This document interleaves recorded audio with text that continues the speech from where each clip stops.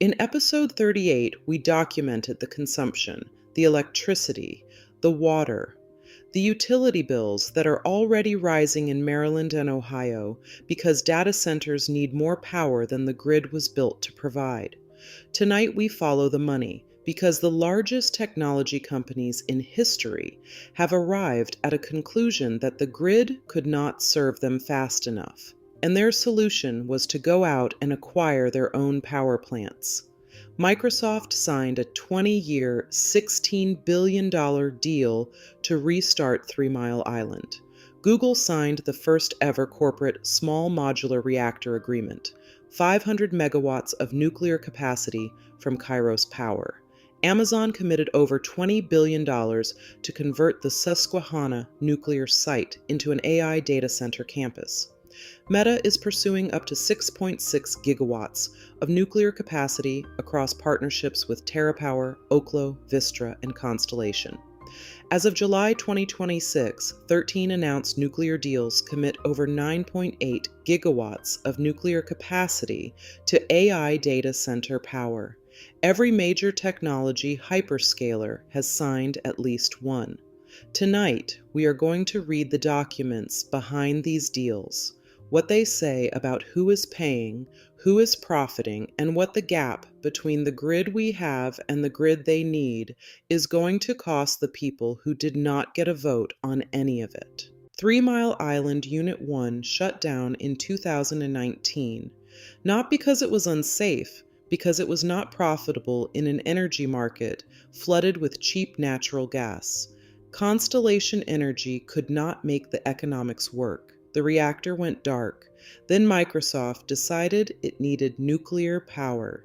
In September 2024, Microsoft signed a 20-year power purchase agreement with Constellation Energy, committing to purchase 100% of the output of the restarted reactor for 2 decades. The plant was renamed the Christopher M. Crane Clean Energy Center. The $1.6 billion refurbishment was funded partly by a $1 billion federal loan from the Department of Energy, closed in November 2025, supported by clean energy tax credits under the Inflation Reduction Act. On June 1, 2026, FERC approved a transmission waiver transferring 760 megawatts of grid connection rights to the Crane site. The reactor is now expected online in the second half of 2027, 835 megawatts, enough to power more than 800,000 homes, all of it going to one customer. Microsoft's critics have noted what supporters have not.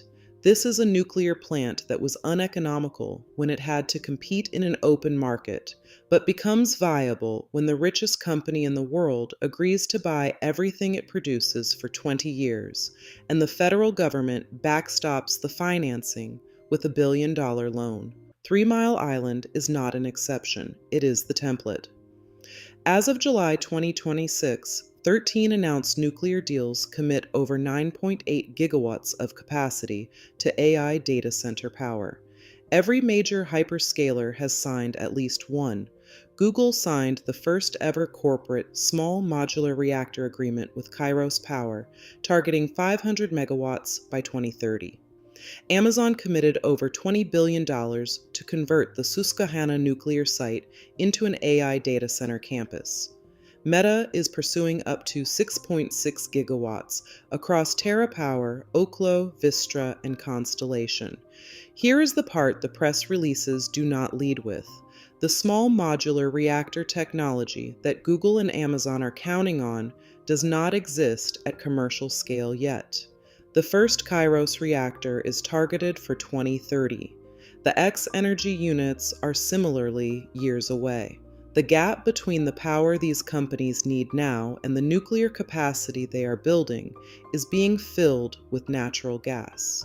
Companies are building natural gas generators on site at data centers while they wait to connect to the grid. The carbon footprint of those bridge generators rarely makes the press releases about clean nuclear AI. The nuclear future is real. It is also several years away, and the interim is running on gas. There is a line to connect to the American power grid, and it is very, very long. The U.S. grid interconnection queue had grown to over 2,600 gigawatts of projects as of 2026. Average wait time, 5 years. Withdrawal rate, approximately 80%. For most energy developers, renewable energy projects, community power cooperatives, municipal utilities, the queue is the reality. You wait. You spend years in the process. Microsoft did not wait in the queue for 3 Mile Island. It went around it by signing a direct power purchase agreement and securing a federal transmission waiver from FERC that jumped the connection process. Amazon is converting an existing nuclear site, avoiding the interconnection queue entirely because the capacity already exists. The pattern is consistent. Companies with sufficient capital can bypass the grid constraints that affect everyone else. The question this raises under the Federal Power Act, the law governing FERC's authority over wholesale electricity and transmission, is whether the regulatory accommodations extended to private nuclear for AI deals are consistent with the Act's mandate to ensure rates and conditions are just and reasonable and not unduly discriminatory. That is a legal question that has not yet been fully answered, but it has been asked. Let me put the full picture together. The federal government provided a $1 billion loan guarantee to restart a nuclear plant, whose entire output is contractually committed to one private corporation for 20 years. That loan was backstopped by taxpayers and supported by tax credits under the Inflation Reduction Act, legislation written and sold to the public as a clean energy program, not as a subsidy for private nuclear power plants for individual corporate customers. The grid upgrades required to connect AI data centers are being financed through capacity market costs distributed across all ratepayers. Households in Maryland and Ohio are paying $16 to $18 more per month, not because they use more electricity, but because the grid in their region is being reconfigured to serve data centers. The companies receiving these benefits are not struggling enterprises. Microsoft, Google, Amazon, and Meta are among the most profitable companies in human history. Combined, their market capitalizations run into the tens of trillions of dollars. The people paying the bill, through federal tax credits, through loan guarantees, through ratepayer cost allocation, include households that have never interacted with an AI system, that do not know where the nearest data center is, and that did not vote for any of the regulatory decisions that determined how these costs would be distributed.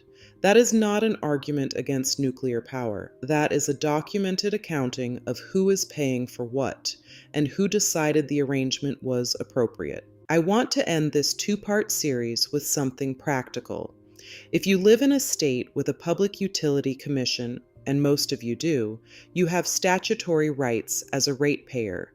Most state PUCs hold public comment periods when utilities file for rate increases. Those filings are public documents. The dockets are public. The testimony is public. You have the right to show up, to submit written comments, and to ask your utility to explain why data center load growth is being passed through to residential customers rather than allocated to the large industrial customers driving it. That is a legitimate regulatory question. Public utility commissions exist to answer it. The DOE loan documents for the 3 Mile Island restart are public record. The FERC transmission waiver is a public docket. The power purchase agreement between Microsoft and Constellation is a matter of regulatory record. These documents exist. They are accessible. We covered the nuclear fuel cycle in episodes 34 and 35.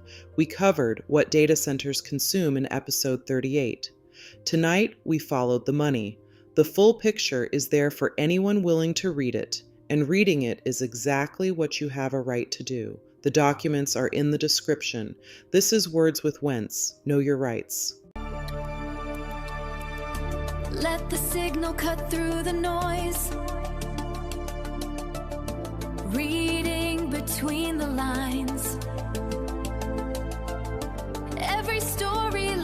trace, unlocking time and space, finding truth with Wentz. Words with